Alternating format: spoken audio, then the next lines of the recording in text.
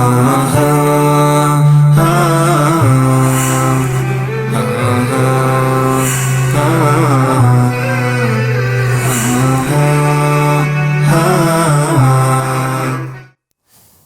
assalamualaikum warahmatullahi wabarakatuh. Innal hamdalillah nahmaduhu wa nasta'inuhu wa nastaghfiruh wa na'udzu billahi min syururi anfusina wa sayyiati a'malina. Man yahdihillahu fala mudhillalah wa may yudlil fala hadiyalah. Asyhadu an la ilaha illallah wahdahu la syarikalah wa asyhadu anna Muhammadan abduhu wa rasuluh. Kaum muslimin rahimani wa rahimakumullah jami'an. Senantiasa kita bersyukur kepada Allah Subhanahu wa Ta'ala yang telah memberikan kepada kita beragam macam nikmat sampai hari ini, yang dengannya kita bisa melaksanakan aktivitas kita masing-masing, yang dengan nikmat itu pula kita bisa tafaqquh fiddin, mempelajari agama Islam ini, yang dengannya kita bisa mendapatkan keridhaan Allah Subhanahu wa Ta'ala dan masuk ke dalam surga Allah Subhanahu wa Ta'ala. Begitu pula salawat dan salam kita berikan kepada Nabi kita Muhammad sallallahu alaihi wasallam. Semoga kita menjadi umatnya yang mendapatkan syafaat di hari yang tidak ada lagi syafaat kecuali syafaat dari beliau sallallahu alaihi wasallam. Kaum muslimin rahimani wa rahimakumullah jami'an, kita lanjutkan lagi pembahasan kita di dalam kitab Al-Mulakhas Syarhi Kitab Tauhid yang ditulis oleh Syekh Shalih bin Fauzan Al-Fauzan hafizahullah taala, yang mensyarah kitab Tauhid, ya, telah kita jelaskan pada pertemuan-pertemuan sebelumnya. Bab pertama telah kita jelaskan, bab kedua juga telah kita jelaskan, maka kita lanjutkan pembahasan di bab yang kedua ini. Ya, penulis membawakan hadis, ya, dari Nabi SAW, yang mana hadis ini menjelaskan kepada kita semua tentang pentingnya tauhid. Ya, begitu pula fadilah daripada kalimat la ilaha illallah, karena memang di bab yang kedua ini, ya, penulis membawakan pembahasan mengenai keutamaan tauhid dan dosa-dosa yang dihapuskan dengan tauhid tersebut. Kita berdoa kepada Allah Subhanahu wa Ta'ala agar Allah Subhanahu wa Ta'ala mengajarkan kita ilmu yang bermanfaat dan senantiasa membimbing kita untuk mengamalkan ilmu yang telah kita pelajari tersebut. Kaum muslimin rahimani wa rahimakumullah jami'an, kita langsung membahas, ya, membacakan sebuah hadis, ya, yang dibawakan oleh penulis. Kita bacakan. Bismillah. Wa an Abi Sa'idi Al-Khudri radhiyallahu anna Nabiyya sallallahu alaihi wasallam qala Musa ya Rabbi 'allimni syai'an adhkuruka wa ad'uka bihi. Qala Qul ya Musa, la ilaha illallah. Qala ya Rabbi, kullu ibadika yaquluna hadha. Qala ya Musa, law anna as-samawati as-sab' wa amirahunna ghairi wal ardina as-sab' fi kiffatin wa la ilaha illallah fi kiffatin malat bihinna la ilaha illallah. Rawahu Ibnu Hibban wal Hakim wa sahhahahu.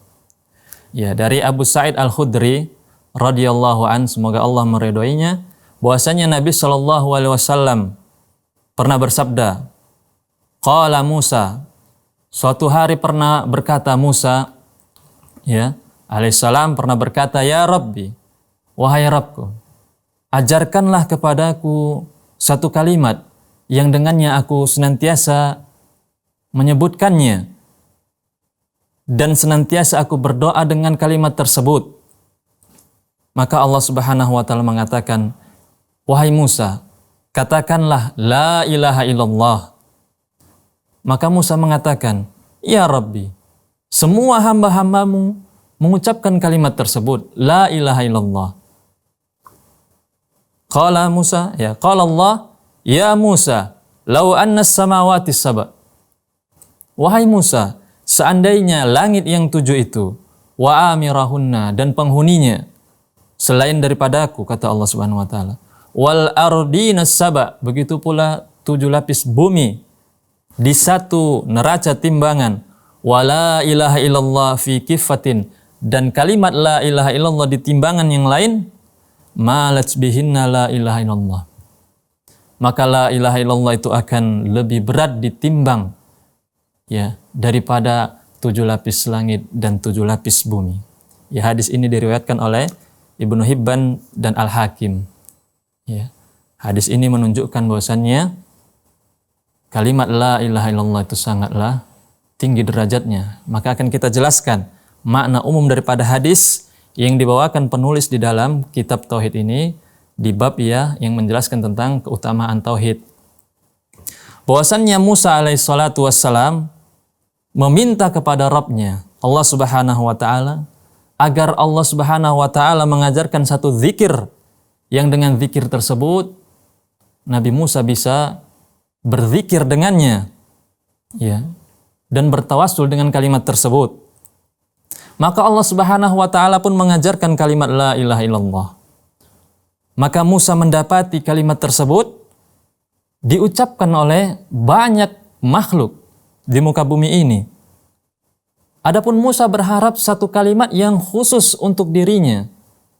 Ya, tapi Allah Subhanahu wa taala tetap mengajarkannya la ilaha illallah. Karena apa? Disebutkan di dalam akhir hadis bahwasannya kalimat la ilaha illallah seandainya diletakkan di satu mizan ya, dan langit 7 lapis dan bumi 7 lapis diletakkan di mizan yang lain, ya, di timbangan neraca yang lain, maka kalimat la ilaha illallah ini akan menjadi lebih berat. Ya. Kaum muslimin rahimani wa rahimakumullah jami'an. Kita akan mengambil faidah ya daripada hadis dari Abu Sa'id Al-Khudri yang telah kita bacakan tadi. Yang pertama, kaum muslimin rahimani wa rahimakumullah jami'an, idhamu fadlil la ilaha illallah. Besarnya kalimat la ilaha illallah. Karena di dalamnya mengandung inti daripada tauhid. Sebagaimana telah kita jelaskan di pertemuan sebelumnya. Bahwasanya hakikat daripada tauhid itu adalah penggabungan antara an-nafyu wal itsbat. La ilaha illallah, ya, 2 rukun syahadat. La ilaha illallah, tidak ada ilah yang berhak diibadahi dengan benar illallah, al-isbat, penetapan, kecuali Allah Subhanahu wa taala saja. Ya. Ini menunjukkan bahwasannya kalimat tersebut sangatlah mulia, sangatlah agung, sehingga dikatakan kalau diletakkan langit dan bumi ya di satu neraca timbangan dan la ilaha illallah, maka akan lebih berat kalimat la ilaha illallah itu di sisi Allah Subhanahu wa taala. Kemudian yang kedua daripada ya faidah yang bisa kita simpulkan, fadlu Musa alaihi salam wa hirsuhu ala taqarrub ilallah. Ya. Dalam hadis ini dijelaskan keutamaan Musa dan semangatnya untuk beribadah kepada Allah Subhanahu wa taala, di mana Nabi Musa bertanya, "Ya Rabb, ajarkan kepadaku satu kalimat." Ya, ini menunjukkan semangatnya di dalam beribadah kepada Allah Subhanahu wa taala. Insyaallah akan kita lanjutkan pembahasan ini setelah jeda berikut ini.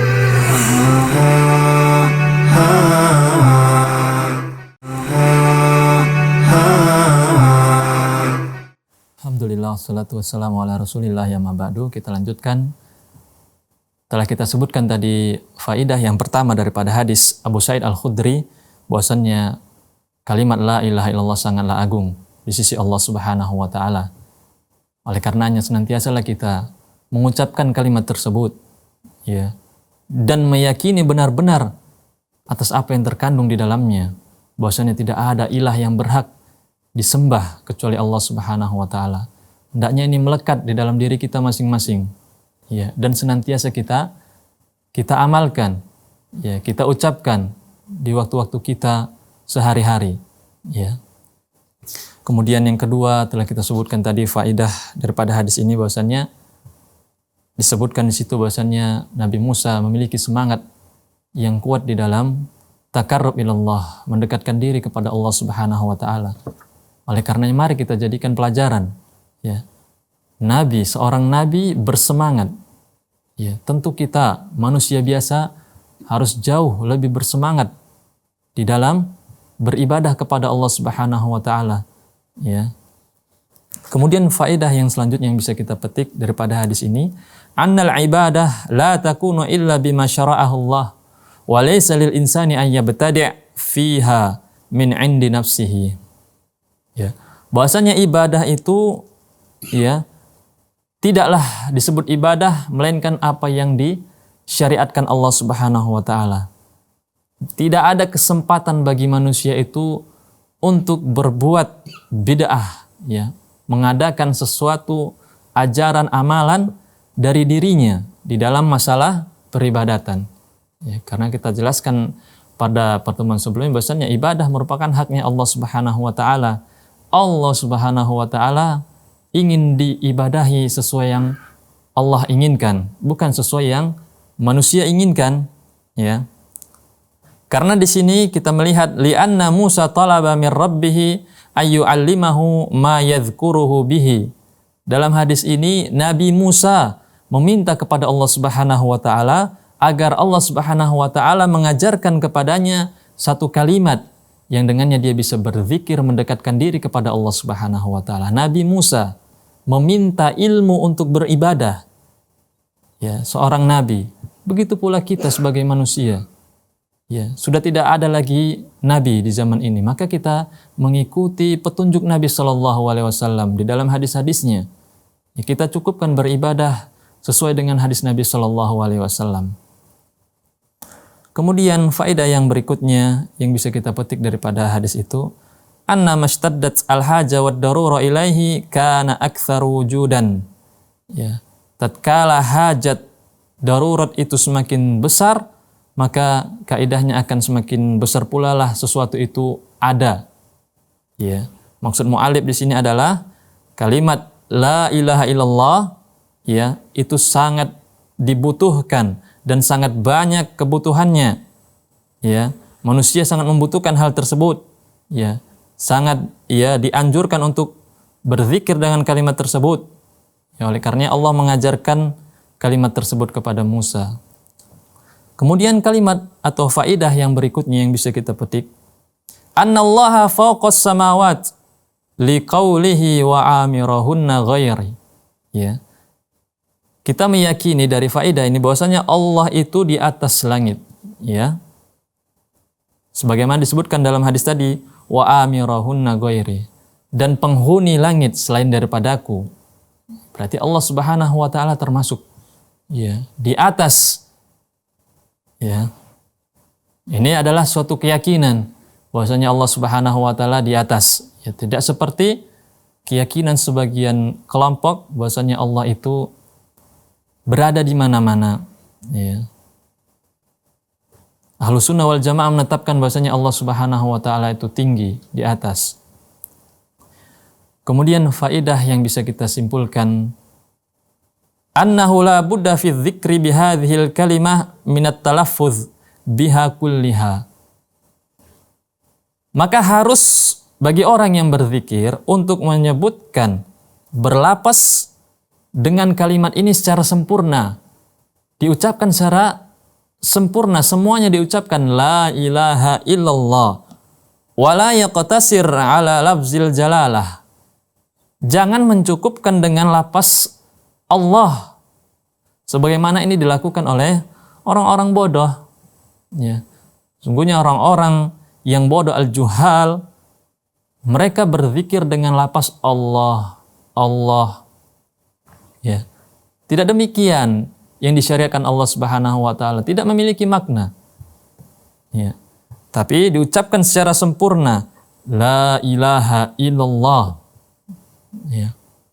Kemudian kaum muslimin rahimani wa rahimakumullah, faedah yang bisa kita simpulkan, isbatu mizanil a'mal wa annahu haq. Ya, di dalam hadis ini disebutkan mizan, timbangan amal. Ya, bahwasanya itu benar adanya. Ya, bahwasanya di sana akan ada mizan. Ya, yang ditimbang di sana amalan. Ya, kita harus meyakininya. Ini adalah salah satu dalilnya. Ya, bahwasanya apabila satu kalimat amalan la ilaha illallah diletakkan di satu mizan, satu neraca timbangan, dan langit dan bumi diletakkan di mizan yang lain, maka kalimat la ilaha illallah akan menjadi berat dan yang lainnya akan terangkat. Ya, ini menunjukkan bahwasanya di sana ada mizan, ya, timbangan amalan. Ya. Dari sini kita bisa mengambil pelajaran juga, kita harus senantiasa mengumpulkan amalan kebaikan. Ya. Sesungguhnya semua amalan kebaikan, yang kecil, yang besar, akan ditimbang oleh Allah Subhanahu wa taala dan akan diberikan balasannya oleh Allah Subhanahu wa taala. Ya, oleh karena kita bersemangat melakukan amalan yang bisa kita lakukan di muka bumi ini, Allah tidak akan sia-siakan amalan kita. Allah akan timbang dan Allah akan balas sesuai dengan yang kita lakukan. Kemudian yang bisa kita petik bahwasannya annal anbiya yahtajuna ila at-tanbih ala fadli la ilaha illallah. Bahwasannya para nabi juga butuh perhatian daripada kalimat atau keutamaan la ilaha illallah. Ya. Kemudian yang selanjutnya annal ardina sab'a kas-samawat. Bahwasannya langit ataupun bumi itu 7 lapis sebagaimana langit itu 7 lapis ya. Demikian insyaallah akan kita lanjutkan pembahasan daripada hadis ini di bab yang kedua ini setelah jeda berikut ini insyaallah.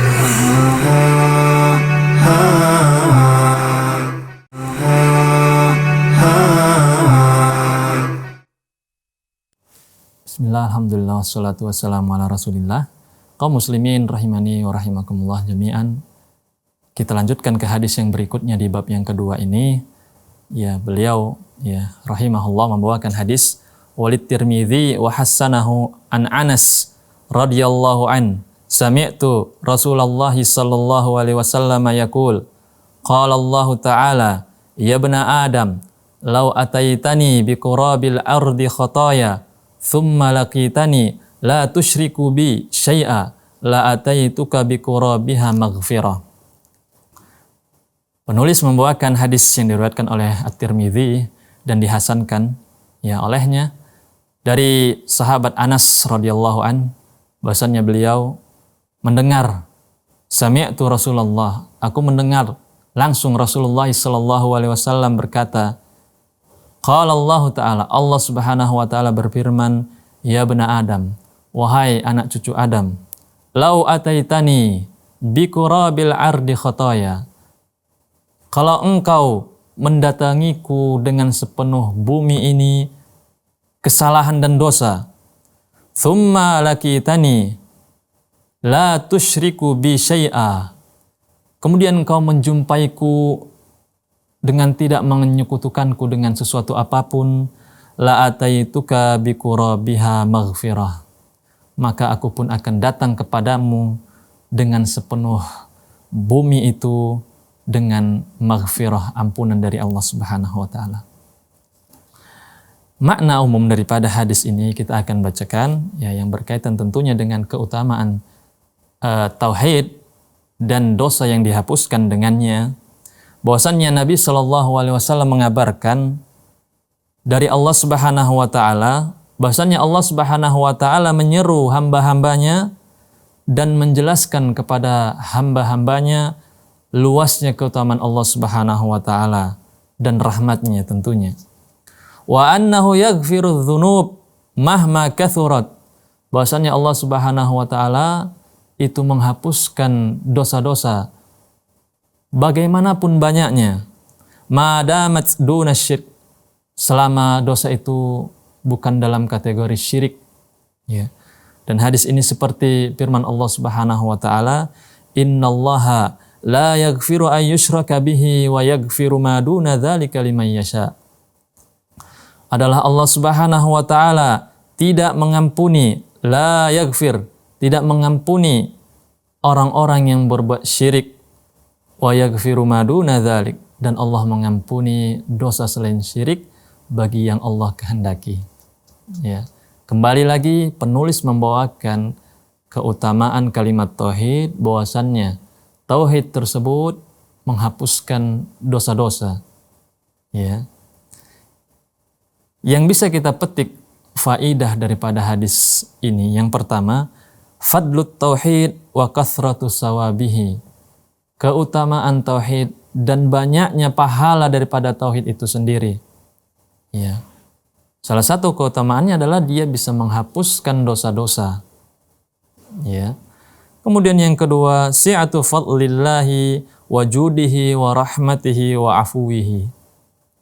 Luasnya keutamaan Allah Subhanahu wa taala, ya, dan rahmatnya dan pengampunannya sangat luas, ya. Dari sini bisa kita simpulkan, ya, orang-orang yang memiliki kesalahan dan dosa, ingatlah Allah Subhanahu wa taala Maha Penyayang, Maha Pengampun. Ya, kembalilah kepada Allah Subhanahu wa taala, peganglah kalimat tauhid. Kesalahan yang pernah dilakukan, tobatlah darinya dan berusaha kepada Allah, kembali kepada Allah Subhanahu wa taala dengan memperbanyak amalan kebaikan. Adalah Allah Subhanahu wa taala zat yang Maha Pengampun. Ya, sebagaimana disebutkan dalam hadis, ya, seandainya seseorang datang kepada Allah Subhanahu wa taala dengan membawa sepenuh bumi ini dosa-dosa, tetapi dia tidak berbuat syirik kepada Allah Subhanahu wa taala, Allah datang kepada orang tersebut dengan membawa sepenuh bumi juga maghfirah, ampunan. Ya, artinya juga kita diperintahkan untuk memegang erat la ilaha illallah itu, tauhid itu. Kita pertanyakan diri kita, apakah kita berada di kalimat la ilaha illallah? Ya. Kemudian faedah yang bisa kita simpulkan, ar-raddu 'alal khawarij alladzina yukaffiruna murtakibal kabirah allati hiya duna syirk. Dalam hadis ini ada sanggahan, bantahan bagi khawarij yang mana mereka itu mengkafirkan orang-orang yang melakukan dosa besar. Ya, selain daripada syirik, mereka kafirkan orang yang melakukan dosa besar, misalnya mencuri, ya, berbuat zina dan lain sebagainya yang termasuk kepada dosa-dosa besar. Mereka orang-orang khawarij yang memvonis mereka itu adalah orang-orang yang keluar dari Islam, kafir. Ya. Dalam hadis ini ya ditetapkan bahwasannya itu ada sanggahan. Ya, selama dosanya itu belum mencapai ke derajat kesyirikan, maka setiap orang berpeluang mendapatkan ampunan dari Allah Subhanahu wa taala selama dia memiliki kalimat tauhid. Kemudian faedah yang selanjutnya, isbatul kalami lillahi azza wajal ala ma yaliku bijalalihi. Ya. Dalam hadis ini Allah Subhanahu wa taala dapat kita lihat, ya, isbatul kalam, ada sifat kalam di dalamnya, ya.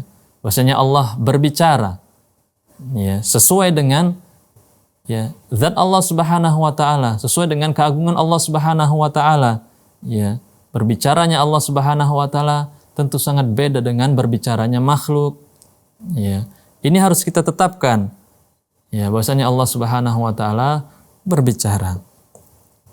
Kemudian faedah yang selanjutnya, bayanu limakna la ilaha illallah, ya. Bayanun limakna la ilaha illallah wa annahu tarkus syirki qaliluhu wa kathiruhu. Ya, penjelasan bahwasan makna daripada la ilaha illallah, bahwasannya maknanya adalah meninggalkan kesyirikan, baik yang kecil, yang sedikit ataupun yang banyak. Wala yakfi qauluha bil lisan, dan tidak cukup, ya, kalimat la ilaha illallah itu dengan lisan saja, tapi harus diyakini dari hati. Kemudian yang selanjutnya, itsbatul ba'tsi wal hisab wal jaza. Dalam hadis ini ditetapkan adanya hari berbangkit, hari penghisapan, audit, dan hari pembalasan. Ya. Ini harus kita yakini karena ditetapkan oleh hadis dari Nabi Shallallahu Alaihi Wasallam. Demikian pembahasan kita pada pertemuan kali ini berkaitan dengan keutamaan tauhid dan dosa-dosa yang dihapuskan dengan tauhid tersebut. Semoga kita menjadi orang-orang ahlu tauhid yang senantiasa memegang kalimat la ilaha illallah dan mengamalkannya di dalam kehidupan kita sehari-hari. Yang dengan kalimat tersebut insya Allah kita bisa dijaga oleh Allah Subhanahu wa taala di dunia dan di akhirat. Demikian yang bisa kita sampaikan pada pertemuan kali ini.